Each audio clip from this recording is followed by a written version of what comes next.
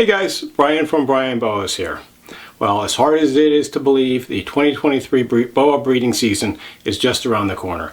And I've been doing a lot of stuff lately to get ready for all of the boa breeding action that's going to happen here at Brian Boas in the year ahead. I also still have a lot of 2022 babies for sale, so if you're interested in acquiring a top-notch locality boa, be sure to stay tuned as I'm going to say a little bit about that. First of all, you may have noticed I haven't been releasing many videos lately. It's just been super busy in my boa breeding facility. And I'm just really trying to get ready for this busy breeding year ahead. I have a lot of boas going into breeding trials. I'm moving stuff around. I'm reorganizing my snake room. In fact, I had to move everything out of the snake room to film this video because there's so much going on there. I'm setting up new cages. I'm moving boas from their smaller cages to the larger cages, etc. It's just non-stop action, just trying to get ready for the season. Of course, I'm also still have a lot of babies from 2022 that I'm taking care of. And I have actually all my babies are for sale now. And there's just a few more weeks ahead of shipping weather before it's going to be too cold to ship over most of the country. So I'm trying to get snakes out to their new home. So it's just been basically boas 24/7. So you can see I had to move out of the snake room. I set up this makeshift studio upstairs. I was actually going to film against a white wall, but it messed up the meter in my camera, and the video would have been way too dark because it exposes the white as gray. So I had to put up this sheet here. So bear with me, this is kind of a low budget setup, but hopefully it should get the job done. But I've just been going, as I mentioned, I'm setting up new caging. I always have babies that are getting bigger, the holdbacks from the last few years, and I've set up some new racks to hold sub-adult and adult boas. And so I had to put those in there, and then I had to move babies from their baby housing to the sub-adult housing. So it's just been really hectic. I have my breeding lineup pretty much done. I know pretty much what I'm going to have paired up for 2023, including old favorites like this Tarahumara Mountain Boa that I'm holding. I did have a small litter of these Tarahumara Mountains this year, but these guys have just gotten super popular lately, and they sold out in no time. I mean, everybody wants these guys lately. They're just such great dwarf boas. I just love handling this guy. He's so chill and mellow. I had to get a mellow boa because of all the stuff going on, setting up this studio and trying to get everything done. I just can't handle a boa that's not gonna just hang out like this guy. So if you want a chill mellow boa, the Tarahumara is a great one to have as a pet. So I'm filming this on a Sunday evening, the last thing that I'm doing for the weekend. I plan to release this on Monday morning. And this weekend was kind of a milestone because I gave most of my boas their last meal for 2022. Basically, I stopped feeding them for November and December until mid-January, mid to late January is when they have their first meal for the new year. So they don't eat for about 2.5 months. During this time, I also dropped the temperatures. Typically, I drop the temperatures at night down to a low of about 75 degrees. They're normal temperatures during the day. And this is just to cycle them for breeding. So what I'm going to be doing is I'm going to start to reduce the temperatures in about a week and a half or so after they have time to digest their meals. And then at the same time, I'm going to start pairing up animals. The temperature drop I do kind of gradually. I drop it a few degrees every few days. And it takes maybe about 2.5 weeks to get down to the 15 degrees below normal for the hot spot, so it'll be about 75. And it's a little bit different. It doesn't have to be exact. There's lots of little microclimates in my snake room, and they all have a little bit different, so I don't worry about the exact temperatures or the exact durations or anything like that. A lot of people just get obsessed with these kinds of details. These guys have been breeding for millions of years in the wild, and the wild has all different conditions, so it doesn't have to be that precise. In fact, I might try some of my animals this year without cooling them at all. I know that a lot of people don't use cooling, especially with some of the morph breeders. And it makes sense that boas would be evolving to be more and more breedable in captivity with every generation. So some of these morph projects that have been around for a while, it makes sense that you wouldn't need to cool them. And I know, for example, Jeff Rooney doesn't cool his boas at all, and he certainly is very successful breeding them. So some of these guys are going to get not cooled at all. Sometimes I have animals that develop these respiratory infections at all, even with a slight cooling.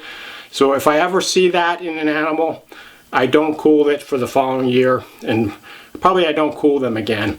But I like to see over the course of many years, my whole reason for doing this is just so I can get better and better as a breeder, try different things, see what works, see what doesn't work. And you really have to do that for yourself, because every project and every breeding facility is a little different. But you'll figure out year after year what works for you, what doesn't work, and you'll modify your breeding appropriately. Thought I'd grab another boa to show you guys. This one is going into breeding for the first time in 2023. This is a Hypo Marron Boa. She is about going on 6 years old, never been bred. Probably could have bred her in 22, but I didn't have a male. My males were busy with some of the other morph boas, so this girl will go for the first time this year. And she's a bit of a bruiser, actually. I don't know, she's probably 25, maybe even 30 pounds. Kind of a workout to lift up, I would say about 7.5 feet. So good sized boa. And she'll probably be paired up with I'm planning on pairing her up with my Marron Jungle. So the Hypo Marron and the Marron Jungle together. I could potentially get Super Marrons as well as Hypo Jungle Marrons, Hypo Jungles, Jungle Marrons, Hypo Marrons, and all the different combinations. So should be a pretty good pairing. And this girl, she just doesn't want to sit still, kind of the opposite of the Tarahumara I just had out. And so anyway, back to my breeding. Basically, I'm going to be keeping animals together for about 2 to 2.5 months, and I don't feed them during this time. The temperatures are kept down about 15 degrees below normal, just at night, down to about 75.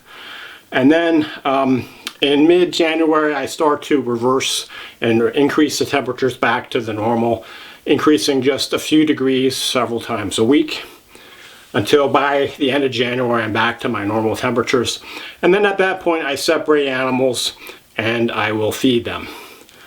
And typically I'll feed animals about once a month during the breeding trials. They're separate for about a week after feeding, just so they can digest, and then they're paired back up again. And I repeat this process out until the females are obviously gravid, or if we reach about May or June, I stop this because the animals are not going to be reproducing that year. And so I have a busy year ahead. I expect to have about the same number of pairings in 23 as I did in 22, so it'll be busy. My pairings, the lineup is pretty much set at this point. I know which ones I'm going to be breeding.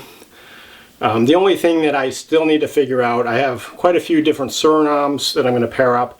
I'm not exactly sure which female will go with which male, but I know I will have multiple Suriname pairings. But the other animals, typically I just have one male, one female ready to go, so it's not as much of a choice to make. But anyway, this girl, I'm going to put her back because she's just being a little bit rambunctious right now. But hopefully she'll produce some really nice babies in 2023. Just went to the snake room to grab another boa, and I thought I might grab a red tail, but I decided to grab a snake that's just a little more chill, just like the Tarahumara. This is a Cay male boa. This guy is going on 10 years old now, proven breeder. He sired the litter for this year, for 2022. And in fact, I still have quite a few really nice babies of his that are available now. So we still have probably about 3 or 4 weeks before it's going to get too cold for shipping. And of course I use heat packs, but in about 3 or 4 weeks, just before Thanksgiving, it's probably going to be too cold to ship in most parts of the country. So if you're looking to pick up a really nice boa and you don't want to wait until the spring, there's a few weeks left. If you go to my Flickr page, the link is on the description under this video. You can see the available babies that I have now. And if something looks interesting to you, just shoot me an email and hopefully we can make a deal. So this guy is, I think I'm going to be breeding this guy this year. I've got a different female from the one that I bred. in 2022. One of my holdback females that's now about 6 years old. So she's ready to go. And so hopefully this guy will make some more really nice quality baby boas. Of course, I'll have regular update videos on my breeding activities, my snake's breeding activities, not my own. So stay tuned to the channel if you want to see some videos about what boas are breeding and what I might be expecting in 2023. I've also got a growing list of video titles that I intend to make eventually, but I've just been so busy lately. Maybe I'm a victim of my own success as far as the boa breeding. I just really don't have many free minutes to make these videos. So making a video like this, which is just basically off the top of my head, is a little bit easier than making a scripted video where I have to, plan things and do research and all that. But I do intend to do those kinds of videos in the future. It seems like the most popular videos with people are my real basic beginner videos. For example, my video, Your First Boa, is by far my most popular video and still continues to get hits every day at a pretty good clip. Whereas most of the videos like this, they're going to be watched maybe 1,000 times and then no one's going to watch them. But that's how YouTube is. Anyway, I hope you enjoyed this video. Maybe give you a little bit of insight into the craziness of being a boa breeder and trying to balance everything else in your life. Hopefully it's worth it. I really enjoy what I'm doing. Of course I've made sacrifices, things I can't do because I've put so much time into these boas, but hopefully it'll be worth it in the end. If you have any questions or comments or want to learn more about any of my boas, feel free to shoot me a comment or email and I'll get back to you as soon as I can. Thanks for watching and enjoy your boas.